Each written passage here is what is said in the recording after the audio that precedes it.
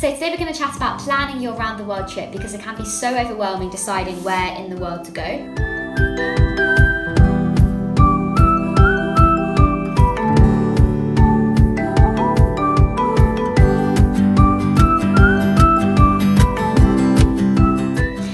So I'll start off with inspiration. Obviously with social media we're never really short of that, so something I like to do is note down sort of geolocations and pictures and activities of things that I see on Instagram, for example, and then I also love books like this. So I got this for Father Christmas, but I've heard that you can get it on Amazon as well, and it's just full of really cool pictures and random ideas of things to do around the world, and it can help to give you just inspiration and an idea of what sort of places and things that you want to get to do.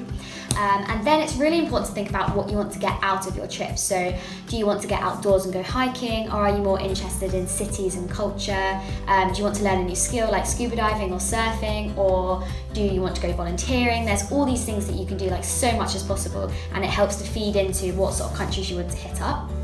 And then the third thing, unfortunately, is to think about your constraints. So essentially there's two main ones, which are your time and your budget. So once you've got your head around that, then you can start to sort out your route. And for us as a group, deciding what kind of trip we wanted was quite easy because we're all quite adventurous and outdoorsy.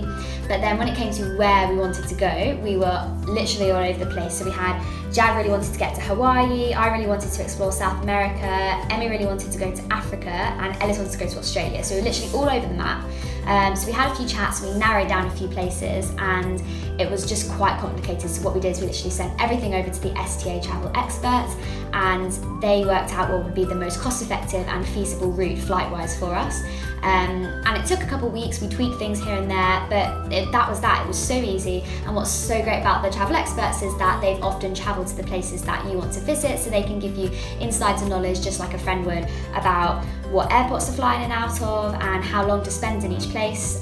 So that was really great. And then a final thing that I want to note is that nothing's ever going to go exactly to plan. So it's so important to stay flexible, take the advice of locals when you're out there, follow your nose a little bit. And because of that, we added on what's called the multi-flex pass, which is something that STA can add onto your flight plan. And basically it means you can change your dates and even your destinations whenever you want of your flight. So for example, if we get to Colombia and we absolutely love it and we want to stay there for a whole nother week, that's no problem, we can do that. So yeah, planning your trip is a huge part of your travel experience and it's so much fun, so just be flexible and have fun.